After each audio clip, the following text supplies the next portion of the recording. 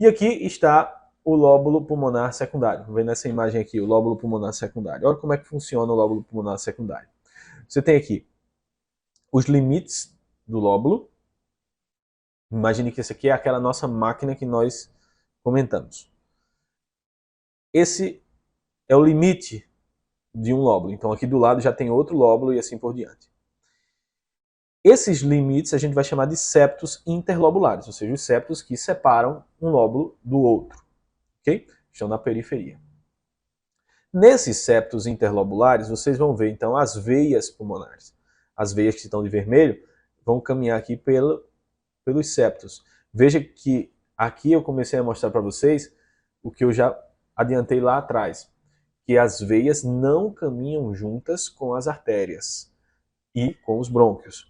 Por quê? Porque eu estou vendo aqui, ó, brônquio e artéria na região central, na região do meio do lóbulo. E eu estou vendo a veia caminhando separadamente, isoladamente, na periferia. Algo que a gente já tinha visto aqui, não é isso? A gente já tinha visto que a veia caminhava isoladamente em relação à artéria e o brônquio, ok? Ainda no septo interlobular, ou seja, ainda na periferia do lóbulo, você vê o linfático, que está aqui de amarelo. Então, existe um linfático, um intersticial linfático, aqui no septo interlobular. E veja aqui, tanto o linfático como a veia se comunicam aqui com essa superfície mais periférica do pulmão, que é a cavidade pleural. Então vocês vão ver aqui que aqui tem pleura. Imagine que são vários lobos, aqui está a pleura. Essa é uma imagem microscópica, né? Uma imagem ampliada. E aqui você tem, então, uma comunicação direta entre os septos interlobulares e a pleura, a cavidade pleural. E aqui eu já vou adiantar para vocês. É por isso que, numa situação de edema pulmonar, onde as veias estão engurgitadas, onde você tem um aumento do líquido ali no linfático, esse edema pulmonar vai escorrer aqui para a cavidade pleural e levar ao derrame pleural. Uma das causas de derrame pleural é justamente essa. Ok? Mas, fecha parênteses, vamos voltar aqui para entender o lóbulo pulmonar secundário. Então, eu vi que na periferia o que é que eu tenho? Linfático e veia. E na região central, múltiplos alvéolos pulmonares, afinal é aqui onde ocorre a troca gasosa, né, nos alvéolos pulmonares. Esses alvéolos estão preenchidos por ar, né, onde está o oxigênio, e esse oxigênio vai então ser trocado, vai ser fornecido ao sangue desoxigenado que chega aqui, né, pela artéria. Então, a partir dessa troca gasosa, o sangue vai voltar pelas veias. Então, o sangue chega sem oxigênio aqui pela artéria, entra em contato com o oxigênio dos alvéolos e, então, é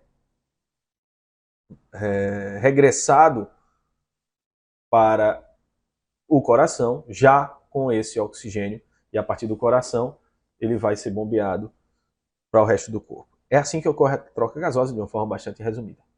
Ok? Então esse oxigênio chega através do brônquio e do brônquio para o bronquíolo respiratório, do bronquíolo respiratório para os alvéolos. Brônquio e artéria estão no centro do lóbulo pulmonar secundário. Lóbulo este que é então preenchido em sua maior parte por alvéolos. Então, quais são os componentes do lóbulo pulmonar secundário? Na região central, artéria e brônquio.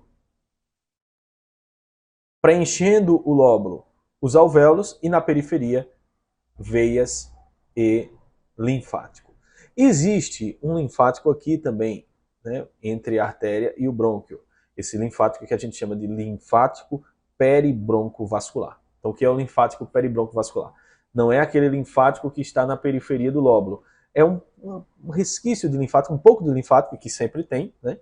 O linfático é muito importante na drenagem das estruturas de uma forma geral, então vai existir um linfático aqui, e esse linfático que fica entre a artéria e o brônquio é o chamado linfático peribroncovascular. Então essa é a constituição do lóbulo pulmonar secundário. Aí você vai me perguntar, por que eu tenho que saber disso na anatomia? Primeiro, isso é anatomia, só que é anatomia microscópica. Segundo que todos os padrões pulmonares patológicos vão estar relacionados a esse conhecimento dessa anatomia. Né? Então, exemplo, só para vocês acreditarem em mim. Se houver uma lesão no brônquio, que acometa exclusivamente o brônquio e o bronquíolo, vocês vão ver no exame de tomografia múltiplos nódulos que estão exclusivamente na região central do lóbulo pulmonar secundário. Então, isso já chama a atenção. Múltiplos nódulos, mas todos eles centrolobulares e alguns, inclusive, com esse padrão assim de preencher os ramos do bronquíolo, que a gente chama de árvore em brotamento. Então, esse é um achado que denuncia uma doença brônquica. E não pode ser outra coisa a não ser uma doença que vem do brônquio. Ok? Outro exemplo. Você tem um espessamento desses septos interlobulares. Forma um aspecto que lembra um calçamento, lembra um ladrilho. Então eu sei que a patologia não está no brônquio, porque não existe brônquio nos septos interlobulares. A patologia ou está no linfático ou está na veia. E aí eu vou dar dois exemplos, um de linfático e um de veia. De veia, edema pulmonar, que eu já falei para vocês. No edema pulmonar existe uma congestão e líquido aqui no espaço interseptal, né? Aliás, interlobular. Exemplo de patologia linfática, a linfangite carcinomatosa, que é uma disseminação tumoral de um tumor, uma disseminação tumoral linfática. Então vocês vão ver múltiplos nódulos e espessamento aqui linfático. Fecha parênteses, mas só para mostrar que esse conceito aqui é fundamental. Se não fosse, eu não estaria aqui mostrando para vocês. Por quê? Porque você não consegue ver isso numa tomografia normal. É muito difícil. Raramente você vai ver. Os septos interlobulares às vezes aparecem aqui, esses ladrilhos que são os septos delimitando os lóbulos pulmonares secundários. Mas veja que em boa parte do exame eu não vejo isso. Então é uma anatomia muito mais microscópica, mas ela é fundamental nos casos patológicos. Então veja esse caso, por exemplo. Olha a diferença dessa tomografia, no pulmão direito, para essa tomografia. Aqui no pulmão esquerdo, você praticamente não tem a visualização dos septos aqui nessa lateral. Você não está vendo os lóbulos pulmonares secundários. Mas quando você vem para o lado direito, e aqui um pouco também na região medial do lado esquerdo, você vê uma delimitação desses ladrilhos aqui. Cada um desses são os lóbulos pulmonares secundários. E o que existe aqui é um padrão patológico por espessamento dos septos interlobulares. Nesse caso, um espessamento liso decorrente, provavelmente, de um edema pulmonar. Então, o coração não está funcionando adequadamente, tem ali uma congestão venosa, essa congestão progride ainda para um represamento de líquido, o edema, por aumento da pressão hidrostática, e esse líquido acumula nos linfáticos e, portanto, ali nos septos interlobulares. Como há uma comunicação com o espaço pleural, logo esse líquido vai escorrer pela cavidade pleural e levar então ao derrame pleural. Então esse é o lóbulo pulmonar secundário na tomografia. Ele eventualmente aparece assim, ainda é considerado normal se for bem fininho assim, mas se for dessa forma, você já pode colocar como espessamento dos septos interlobulares, inferindo aqui nesse caso um edema intersticial. Então aqui mais uma vez o lóbulo pulmonar secundário, mostrando então na região central a artéria de azul e o brônquio, que vai terminar nos bronquíolos respiratórios e nos ductos alveolares, que preenchem aqui a maior parte do lóbulo. E na periferia você tem de vermelho a veia pulmonar e de amarelo o linfático. Veja que o linfático se continua com a pleura, cavidade pleural, ok?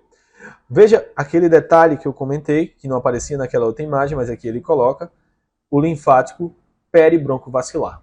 O linfático peribroncovascular. Por que eu citei o linfático peribroncovascular? Porque existem doenças que podem comprometer esse linfático aqui. como é o caso da sarcoidose, por exemplo. E mesmo sendo um comprometimento linfático, vai estar no centro do lóbulo. Então, você também tem que conhecer esse linfático aqui do centro do lóbulo. Então, vamos revisar o lóbulo pulmonar secundário. Se vocês souberem disso, é um passo gigantesco na compreensão dos padrões pulmonares. Lóbulo pulmonar secundário é a unidade morfofuncional dos pulmões. Está localizado em todo o parênquima do pulmão e é composto de uma região central, onde está a artéria, onde estão a artéria, o brônquio e o linfático peribrônquio-vascular, e de uma periferia, ou seja, de septos, que separam um lóbulo do outro, que são compostos, então, do linfático, principalmente, na sua maior constituição. O linfático, na maior parte do pulmão, está aqui no septo interlobular, e das veias, as veias e vênulas. Então, essa é a constituição do lóbulo pulmonar secundário.